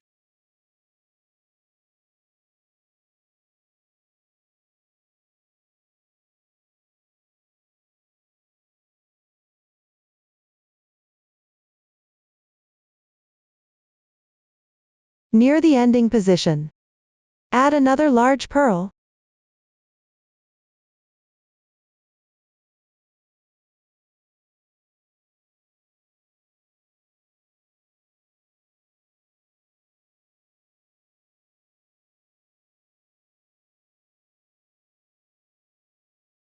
Compare with the flower for placement. Wrap slightly above the bottom of the flower, behind the flower.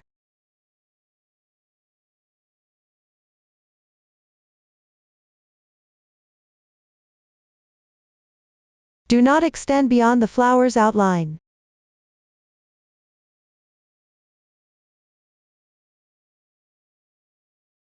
Once you confirm the position fits properly, cut off the excess wire.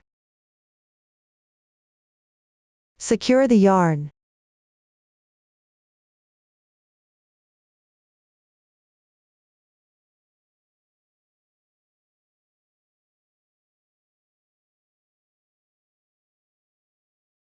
Then glue the flower to the flower branch.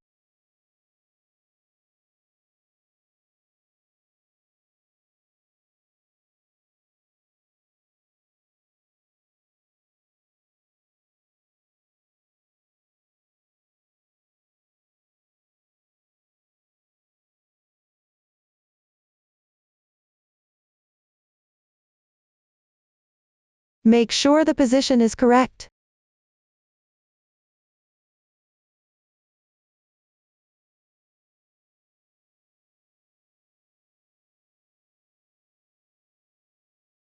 Use a hot glue gun to attach.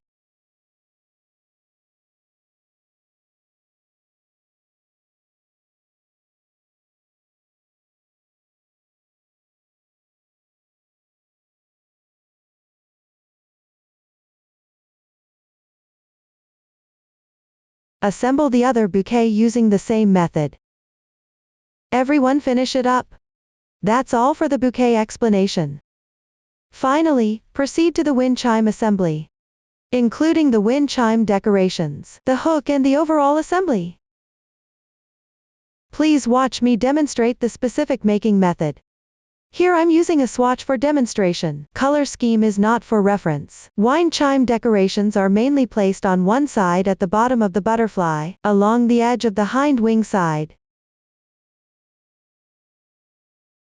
the first and last one about 1 centimeter away from the corner. Basically arranged in an alternating pattern of aluminum tubes and beads. Refer to the diagram for the exact decoration layout, or adjust according to your own preference. Start by threading the first string on the left side. Take a piece of gold thread, about 30 centimeter in length. If you want the wind chime to hang longer, take a longer length each time. Insert into a beading needle.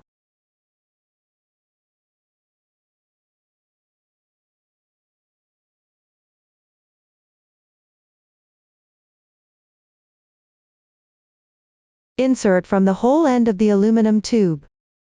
Draw through the hole on the other side.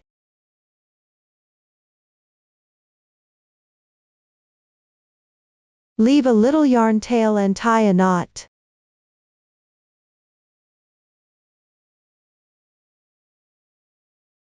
Pay attention not to pull too tight.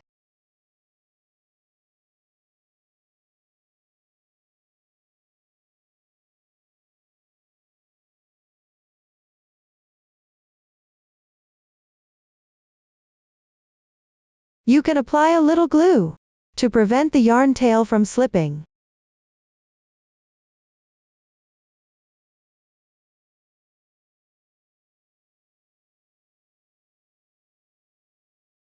Insert back into the hole. Exit on one end.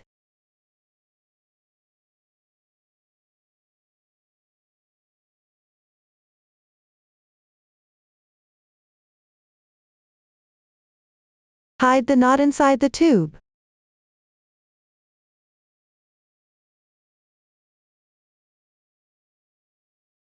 Trim excess tail.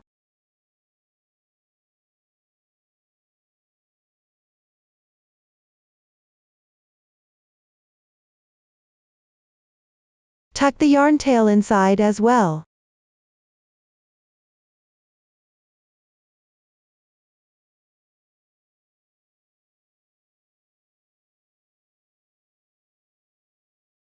Thread on one green bead. One medium pearl.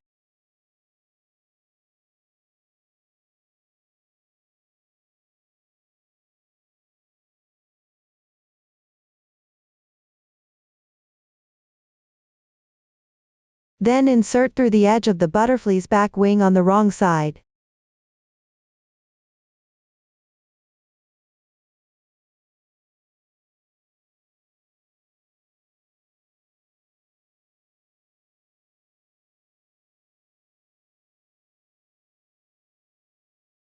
Leave the excess tail above.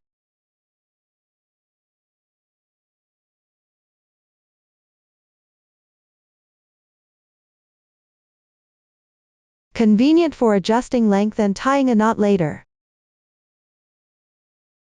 The first one is done. Take another piece of gold thread, slightly longer. Refer to the pattern. Thread through the second wind chime on the left side. Take the bottom group of pearls.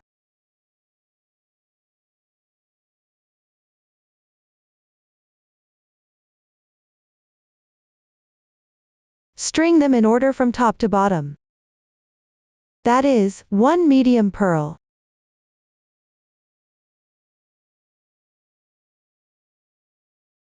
All wind chimes use medium pearls, referred to as pearls from now on. One yellow bead.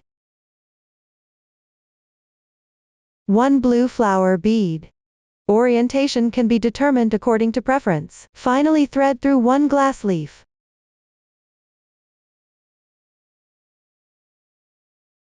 Then thread back through the same path.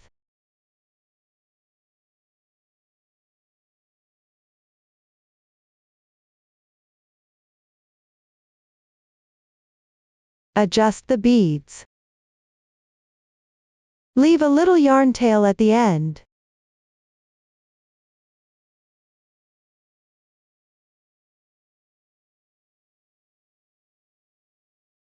Apply glue to the gold thread above the leaf.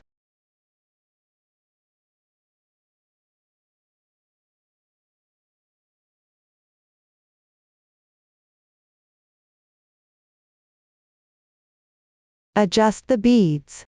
Secure it firmly. Pay attention to keep the bottommost bead hanging naturally. Don't let it tilt.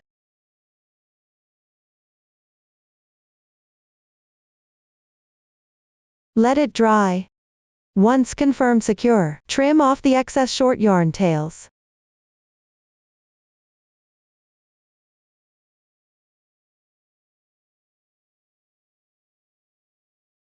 Continue threading through one purl.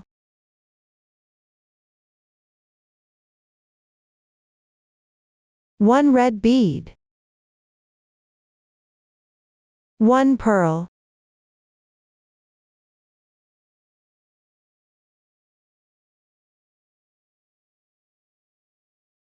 Fix it in place about 2 cm away from the lower bead.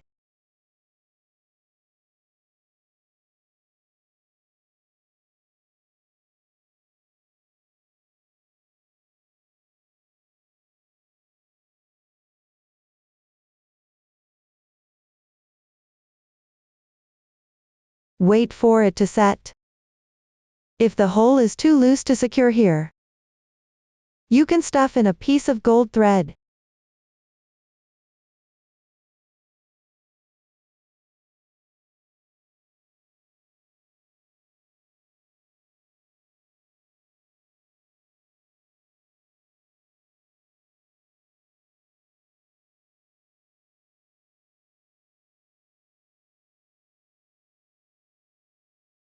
Cut off the excess part.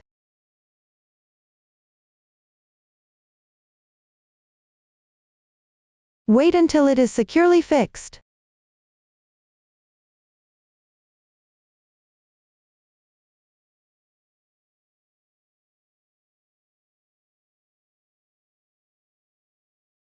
Then, 4 cm apart, attach another group of beads.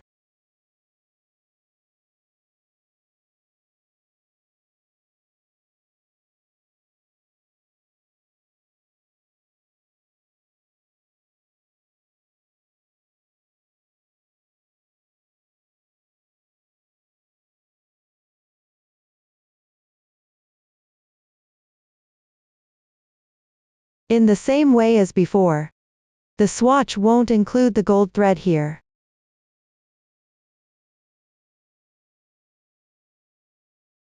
After completing, thread to the edge of the butterfly, position about 0.5 cm away from the previous threading point.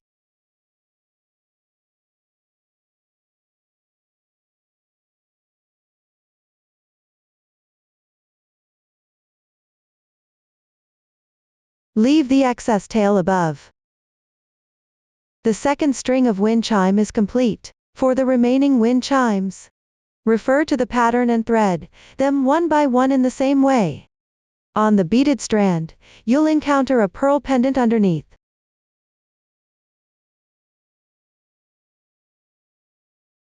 Glass ball, cabbage leaves, petals and other accessories. The method is the same as threading the glass leaves here. Thread the top group of beads first.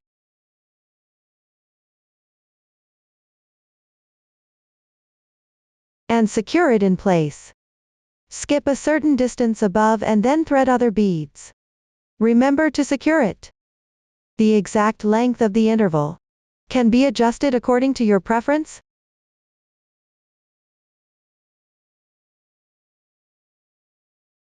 If there's a pearl above the aluminum tube, pay attention to secure it.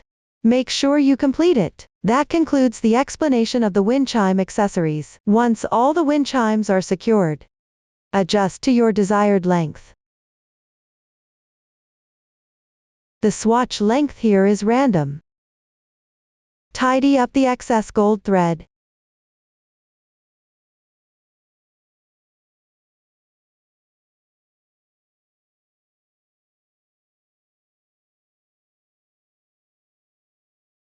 Take the hook. Position the small loop of the bottom button facing downward. Thread all the gold yarn through it.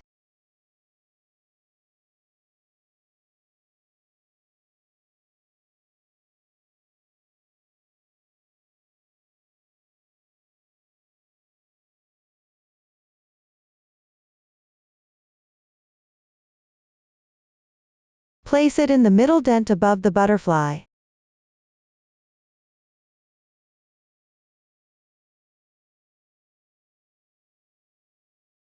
Tie a knot with the gold thread.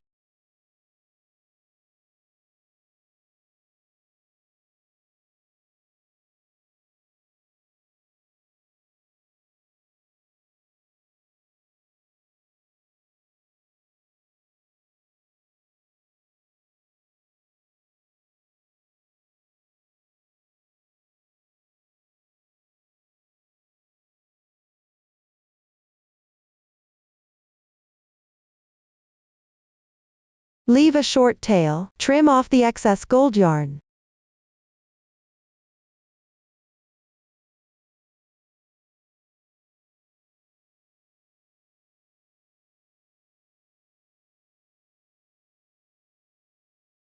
Glue this part securely to the back side of the butterfly.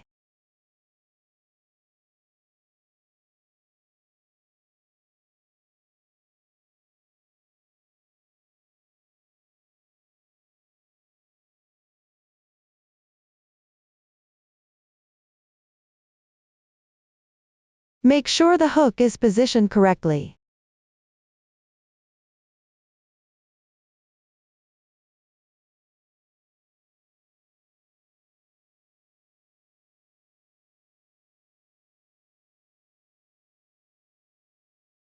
This way the hook is firmly secured. Then take the other butterfly. Right side facing up, with wrong sides facing each other to the butterfly that has the wind chime attached. Secure well. First align them.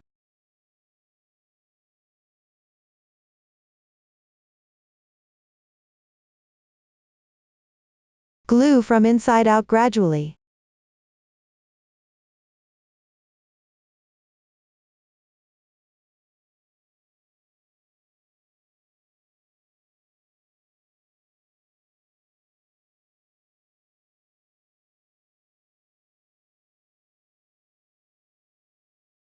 Edges must be aligned properly.